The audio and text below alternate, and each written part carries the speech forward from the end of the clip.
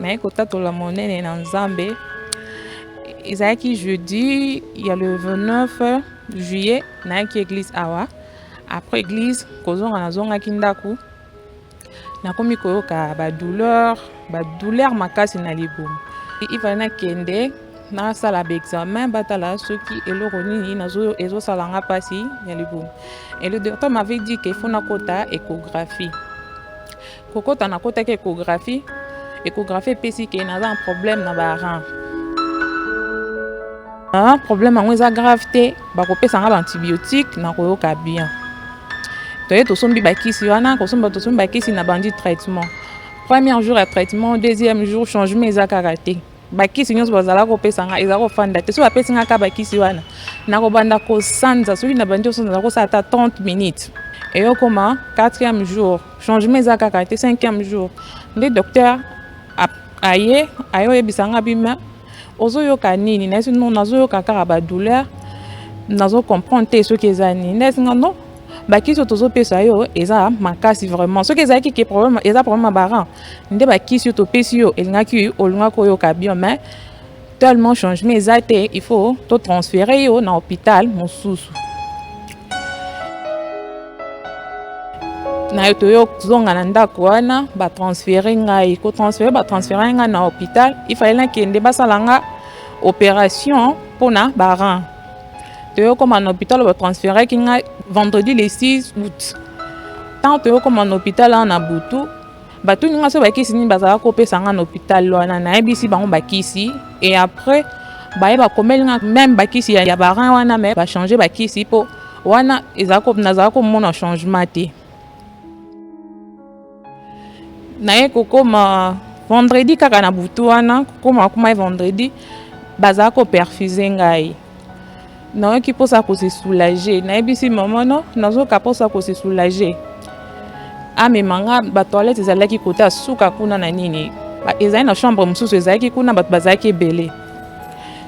tant tozokende nayomona papa moko alalaki na suka juste kota porte mpo kota na nini na toilette papa nalalaki kolala papa nalalaki siko namoni moto pembeni na ye asimbi alati cagoule ya noir asimbi eloko moko na liboko loko alikonga bon nga akanisaki peut-être aza ne garde malade vu que toyaki na hôpital ezali mbala liboso na ye nazongi toyokoma samedi na ntongo nyonso ezala olekanaka bien nafandaki nazosambela tellement nazala kobanga makasi nga bi nzambe na age na nga oyo problème ya barein oyo euti wapi nazokoka te nzambe pardon sunga ngai eyokoma partir ya ba 22h na telemi soki otemi na fenêtre ozotala bato bazala kota na réception donc na kati hôpital na telemi naye komona jeune fille mo boye akoti na esprit de vie ekitisi ye alataki robe aliputa kokita azokita siko bazokota neti na réception naye omona lisusu kaka même mutu wana alataki cagoule ya noir na likonga na nsima jeune fille wana nga nazala comprendre te nga bi peut-être oyo nazomona oyo eza bakisi tellement na meyi bakisi ebele nde ekomosanga peut-être trouble boye ale toyokoma na ntongo naoyoka jeune fille wana akufi tokomi dimanche na ntongo tellement nazalaki ni na telefone nini eloko te nga bi lelo mpe dimanche moyen nalanda ta prédication en ligne eza te mpo naza na telefone te naza na eloko te nabandi kosombela na motema wana nazosambela nzembo oyo nazala koyemba mingi ezalaki nzembo paster ya yo mosungi nanga nguba nanga nalingi oyeba nalingaka yo zala nanga ero papa kopesa nzela te o balonganga nazala koyemba nzembo wana ezala kozongelanga kaka ezozongelanga toyokoma ba 12h docteur moko ayekoya na teme bakisi ezalaki na mesa mbe ayebisanga bi yo oza un problème à calcul nga bi oui naza un problème à calcul qu'est-ce qui prouve que yo oza un problème à calcul nga bi selon échographie nakotaki nde elobi ke naza un problème à calcul il faut basala yango opération oh non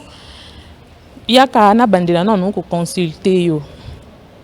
nake nalandi ye kuna abande su consulte nga bi bon nandimi te ke eza bacalcul mpo soki eza bacalcul olinga oyoka bapasi yo te bobandela lisusu échographie botala soki eza nini toyokende côté atinda biso na échographie yana ezalaki toujours ba 13h esi bakangaki vi ke tozala kozela batinda mbongo na téléphone esi bakangi non c'est pas un problème bozela lundi ape bato échographie bafungolaka soki lundi comme ça bokoti bobandela échographie eyokoma lundi nakoti échographie lisusu eyopesa non naza na problème ya barein te eza naza na appendicite na dékyste il faut baopérer ngai non il faut baopérer yo non tokopérer yo mercredi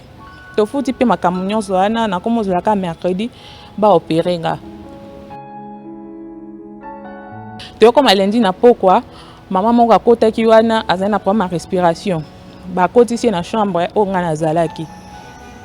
mama nazalaki kopema mabe eyokoma mpe mardi fille mosusu wana bakoti ye pare ke soki azali na malaria ye kuta omelaki na sale na biso talobi non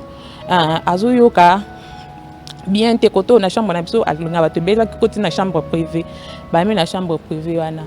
toyokoma mercredi na butu wana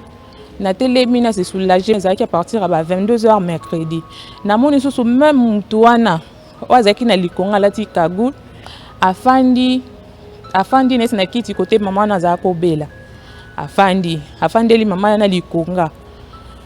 nazongi mbangu na mati na mbetu na mifiniki toyokoma ya 6h nayoka mama wana akufi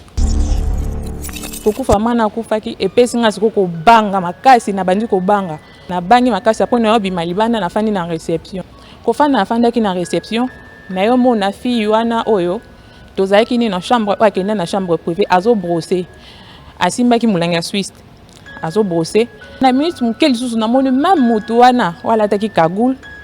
atelemi na nsima fille wana nabandi kobanga aviki ezalaki mercredi jour ifali baopere nga nabandi kobanga nazokoka te nabandi kobanga ere nanga opération ekoki nakoti mpe na bloc opératoire wana nasambeli nzembo wana ezala koyela nka na motema nazoyemba ngo et après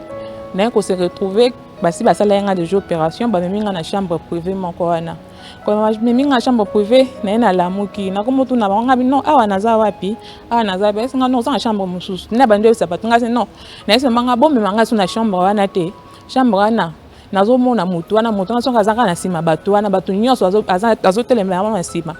bazokufa bomema nga so na chambre wana te na boyi bomema nga so na chambre wana te kosi ezalaka na sisi koloba nazoboya na meme namoni lisusu mama motu wana abimi atelemi kote makolo na nge ezalaki asimbi nga na makolo kosimba nga na makolo asimbaki nga nayoki ondire bakangi nga bachaîne na bandi oganga bakangi nga mongongo ekoma okende ngai nayoki mongongo moko na mosika ezobenga nga ozana ebenga troisième po eyoganga makasi ozana ntango nayolamuka nayotala mopanzi kotala na tali ezalaki aporte mbiye mais mongongo ezala kobima na kati wana ezali mongongo ya pasteur Moïse kolobaka aye alobaki nayoki bachaîne na makolo ekatani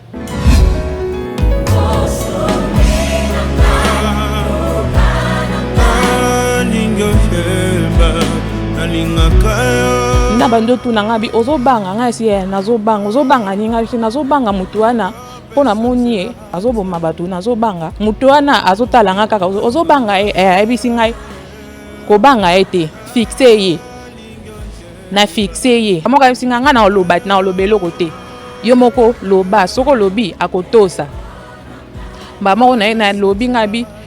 kiende naza mposa komona ote kende na kombo na yesu naza so komona ote na chambre wana nazalaki ba claustre ezalaki te namoni ba claustre fongwami abime na ba claustra après atuninga susabi olingi ninga bi non depuis basali une opération na meli mai te nazoka posa mai makasi ajo apesinga mai kopesa nga apesa nga mai wana na kiti na tamboli le même jour wana ezalaki ba 23h na tamboli kotambola na tamboli na beti bato naki makasi na douleur na nyonso nazalaka bapasi na yoki lisusu te ba docteur baotala nga baotuna yo mutu tosali opération nga bien nga mosalaki opération e bongo ozotambola boye nini ozotambola ozomingumba te ozonyondo oza na problème te nga esi bango o nzambe asaleli nga so nayebisi bino bondima te po hôpital oyo nazalaki esprit de mort ezalaki kotambola makasi ezozwa bato malgré ça nabimi vivante yango nde nayotatola monene na Nzambe.